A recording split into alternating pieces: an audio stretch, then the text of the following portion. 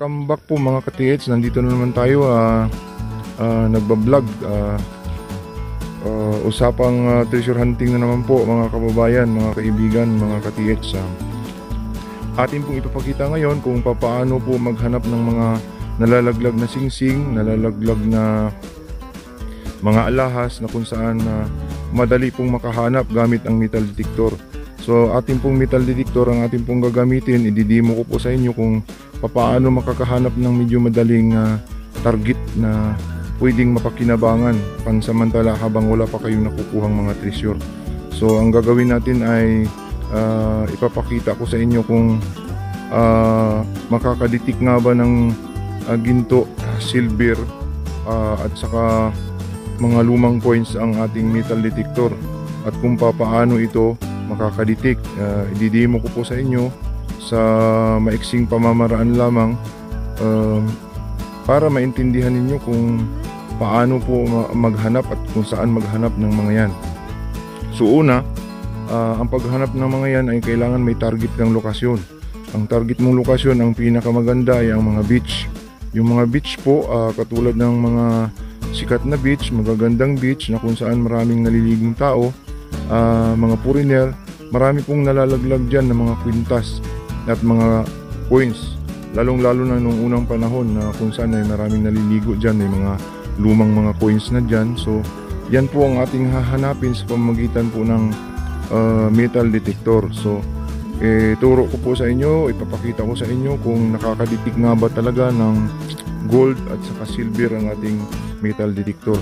Halik kayo at samahan nyo ako. I-testing po natin ang ating metal detector. Ibaon natin ng sadya yung ating i-detect at titingnan natin kung talagang positibong nakakadetect ng gold at saka silver ang ating metal detector. Halik kayo at samahan ninyo. Bago tayo mag-umpisa mga ka-TH sa ating pagdidetect sa pagdidemo, itetest po natin yung 18 carats na gold ay 14 carats na gold sa relo na to. Itong relo na to ay Rolex po mga ka-TH, pang babae. So ang naka po dito sa ring niya ay 14 carats, tapos ito ay 14 carats din po itong kanyang So ititest po natin ito kung gold talaga ito na ating i-detect doon sa lupa na ibabaon natin to. Testing natin kung didetikin ito ng ating detector. Tapos ito ring kung na ito, testing natin ito kasi gold din ito, kaya lang makapal ito na 18K na naka-plated gold field kumbaga. Pero ito pure na ito. So testing natin kung gamit itong pang testing natin na nitric acid po itong nilagay ko dito. Nitric acid pang testing po talaga ng gold at saka silver. So titesting natin sa yung gold, bubuhusan natin ng asido yung kung kukulo, ibig sabihin ito po ay hindi gold. Tapos yung iba dyan mga coins po yan, mga Marcos yan, nakuha natin sa ating paghahanap ng ganyan sa detector po. So testing natin dito. Itong unahin natin yung gold. So yung gold, kung patakan nyo po, hindi po yan kukulo. Yung stainless, hindi po kukulo yan. So testing na natin po yung ito kung kukulo o hindi. So nakita nyo po, wala pong kumulo sa pinatak natin. Yan po, delikado po kasi itong nitric acid, nakakasunog ng balat. Yan, umuusok po siya.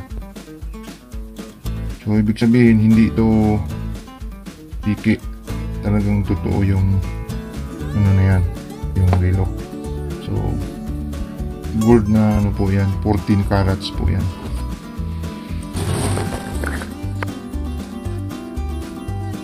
Dito na naman po tayo sa isa. Ito, titesting natin tong copper. Copper po ito, titesting natin kung kukulo po ito. Ito po ay hindi po silver yan. Nakita nyo, kumukulo po, nakita nyo. kumukulo po yung green. Ibig sabihin, copper po itong hawak natin. So, parang nasunog tayo ng kwan ito. So, copper po yan. So, ito silver. Testing natin yung silver. Ito po silver din. So, testing natin dito yung silver. Bubuhusan po natin itong silver. Itong silver dapat yung silver puputi lang o iitim lang ito pag binuhusan ng asido. So hindi po ito kukulo ng green dapat. So buhusan po natin ng asido, titingnan po natin yung reaksyon niya.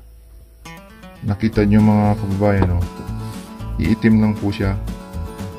Ang ibig sabihin yan, silver po ito dahil umiitim lang. Ang silver po pag nabuhusan ng asido, iitim po talaga yan o puputi po siya.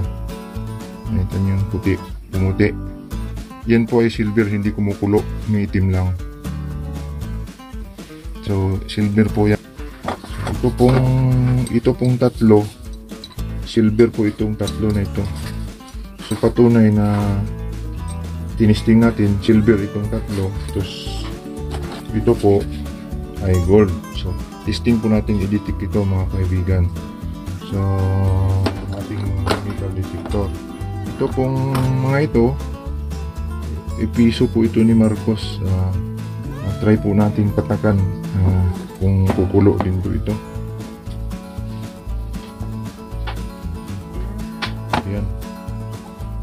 Kumukulo po mga kaibigan. Ibig sabihin, hindi po yan ginto. Kasi kumukulo eh. Ayan po. Ang lakas po ng kulo.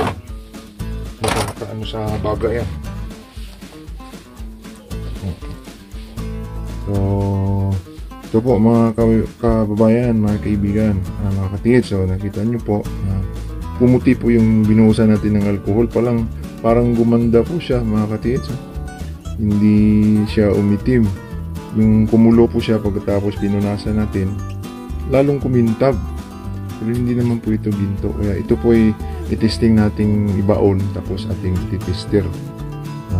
Halika kayo, samahan nyo ako at itesting natin sa metal detector at nang malaman natin kung talagang accurate po ang ating detector sa paghahanap ng mga mabababaw na target na pwedeng mapakinabangan ng ating mga kababayan para po din sila ay makakuha ng mga ganito.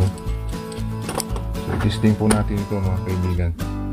Halika kayo, samahan ninyo ako sa ito pong gagamitin nating pang-detect doon sa ibabaon natin na iti-testing natin kung talagang makakakuha itong ganito na ito ang gagamitin ninyo, ganitong klase na mga metal detector na pangkuha sa mga mabababaw na nakabaon na mga gold coins, gold na mga singsing, gold na mga kwintas. Pwede po itong gagamitin, madalian yung mga maliliit na target na kung saan mabilis lang ninyong makita. So ito pong ating metal detector. Sensor po ang tawag nito, smart sensor, smart yan. Mayroon siyang sensitivity indicator, mayroon siyang ground balance. Yung ground balance na lilipat yan sa kung non-ferrous, ibig sabihin ng non-ferrous yung mga hindi dumidikit, yung ganyan gold, silver, copper, yung mga hindi dumidikit sa magnet. Itong ferrous naman po, yan po yung mga dumidikit. Pero mas maigi kung dito na lang sa gitna, mas maganda yung sa ferrous banda yung mga dumidikit kasi i-detect niya lahat ng metal eh. Ibig sabihin lahat ng makikita niya, malakas ang signal niya. So diyan ako nagdi-detect sa may number 6 lagi. Yung number 6 kasi malakas. Pag dito kasi banda, na-detect ang gold pero medyo mababaw, mahina yung kanyang aabutin. Kaya dito mo banda ilagay sa number 6, medyo malakas. So bago natin umpisahan yan, ang paggamit nito, i-on mo ito eh. Pagka umugong yan, pindutin mo yung ang tawag dito, reset button, marireset po yan, mawawala yung ugong. So yun pong pag-on yan, tapos ground balance, i-on nyo itong ground balance. Yung ground balance yan, tapos reset button, mawawala yung ugong nya. So ganyan po ang magdidetect nito. So ito po, testing po natin. Halika kayo at ating ibaon yung mga coins at saka mga gold at saka silver po na ating target. First, ang unahin po natin gold. Ibaon po natin dito yung gold. Testing natin kung i-detect siya, mga isang dangkal lang po ibaon natin para makita natin kung didetikin ng ating detector. So ibaon po natin to, try natin kung maditik yan. Kahit mga isang dangkal pwede nang ibaon.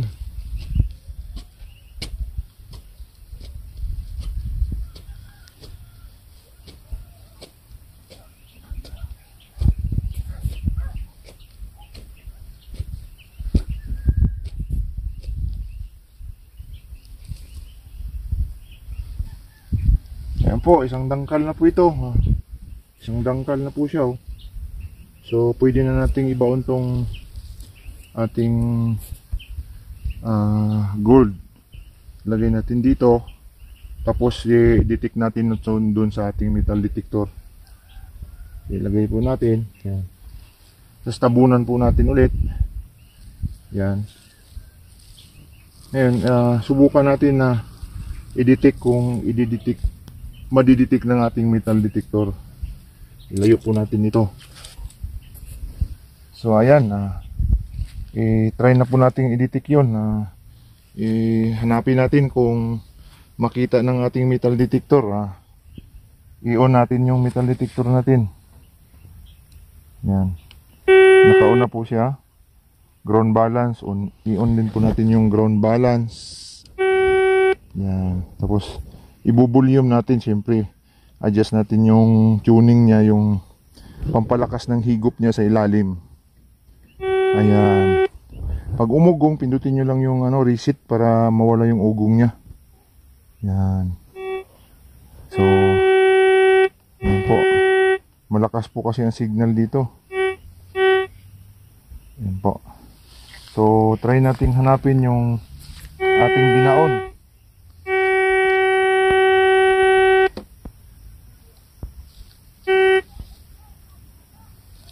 Hanapin natin. Ayan po. Nakita nyo po. Ang lakas, oh.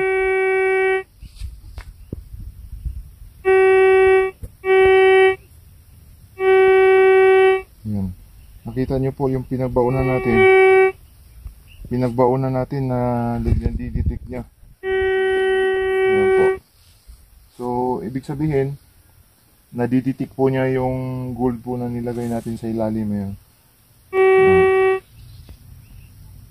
So kung nahulog po yan at nakita ninyo yan, yan po ay sure ball makukuha ninyo. Yan. So kung ilayo natin, wala. Kung ilapit natin doon, yan. Kung ilayo natin, wala. Ilapit ulit.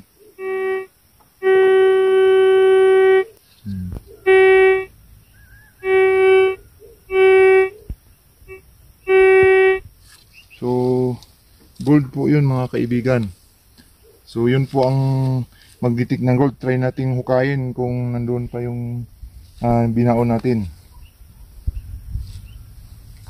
So naditik, mga kaibigan, yung ating binaon na gold. Atin naman testingan yung iba. So nandito po siya, yung binaon natin na detect ng ating metal detector. So ito po yung na-detect doon sa ilalim, na-detect ng ating metal detector. So try po natin yung iba, yung ibang kuan. Try natin yung ibang.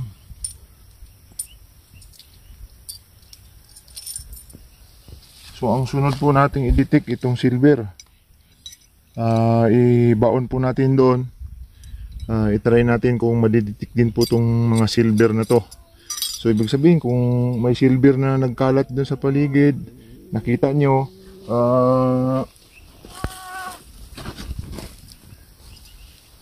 so ito po, ibaon na po natin. Try natin. Ito, nakabaon na po. Tabunan natin.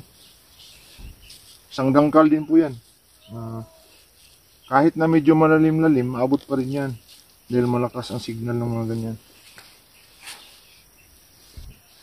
So, tingnan natin mga kababayan, mga kaibigan, mga katrits, yung ibinaon natin kung talagang madiditik nitong ating malaking gadgets nito. So, try lang natin kung kaya. So, i-on natin ulit. Yan. So, naka-on. So, try naman natin mga kaibigan kung maditik.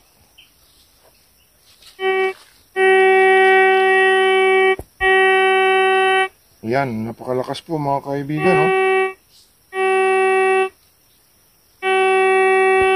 Sige, naditik na yun, no? Silver po yan mga kababayan. Oh.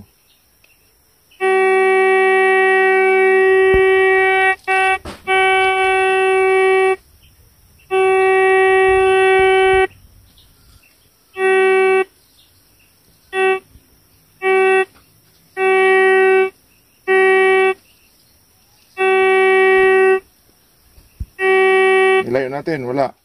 Iwalapit natin, mayroon, no?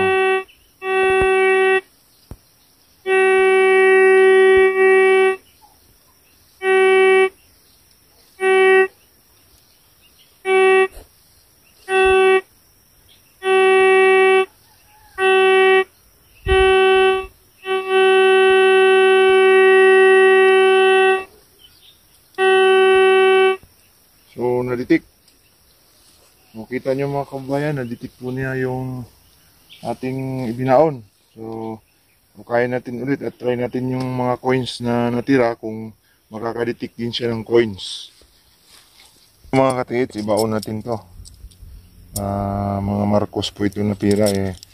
Kung mga may makita kayong mga gold coins, ganito din po, kaya din pong i-detect ng mga yung ating metal detector. So, try natin ibaon ito at ditikin din kung kayang i-detect ito ng ating metal detector yung mga coins. So nakakatuwa po makakakita tayo ng mga coins, mga gold coins, mga silver coins, mga kung ano-ano sa mababaw lang na medyo madali na hindi tayo mahihirapan sa paghuhukay. So try natin yung ibaon. Ibaon natin yan. Isang dangkal na halos yan. Kaya nababaw na kasi natabunan, itabunan natin ulit. Yung kahit na mga kanyan, 4 feet, abot yung ating detector sa 4 feet. Hanggang 4 feet, 4 to 5 feet po ang pinakamalakas na target niyan eh. So yun po, nabaon na po natin na i-detect na po natin.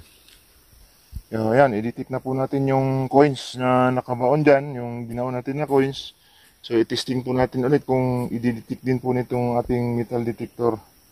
So i-on natin to. Ayan, nakauna po.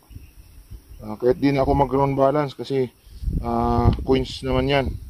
So try natin na i-detect kung madidetect siya. Ayan, nadidetect po mga kaibigan, no? May bakal din po dyan dito sa kabila, oh. Ayan. Ayan.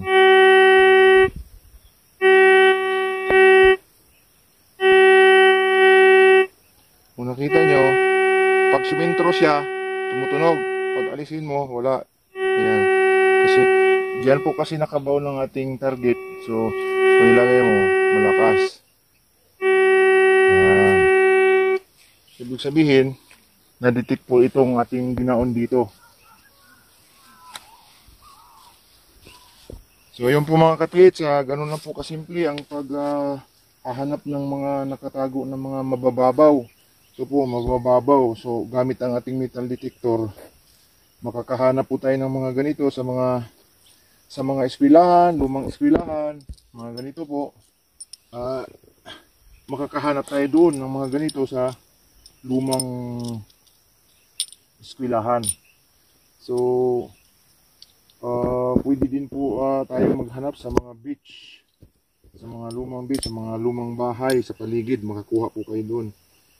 Sa beach, maraming gold doon, makakakuha kayo doon ng gold kung gusto niyo ng gold.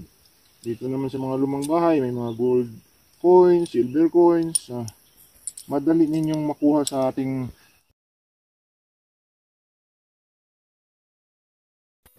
Metal yun po detector. mga katiits ang ating naibahagi at naipakita sa inyo yung paano makakuha ng mga alahas na mga gold na kung saan ay napakadali sa paggamit lang po ng mga metal detector. Alamin lang po natin kung saan tayo magdidetect ng mga ganyan. Kailangan alam natin kung saan tayo makakakuha ng mga mabababaw. Sinabi ko na po kung saan tayo makakakuha, mga lumang eskwelahan, lumang mga parks, mga lumang mga bahay noong unang panahon ng Kastila, mga beach.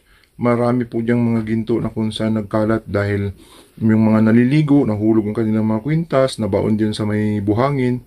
So madali pong kunin gamit ang metal detector. So yun lang po muna ang ating ibahagi ngayon sa araw na ito at sana'y huwag kayong magsawa sa panonood sa aking video. Maraming salamat po.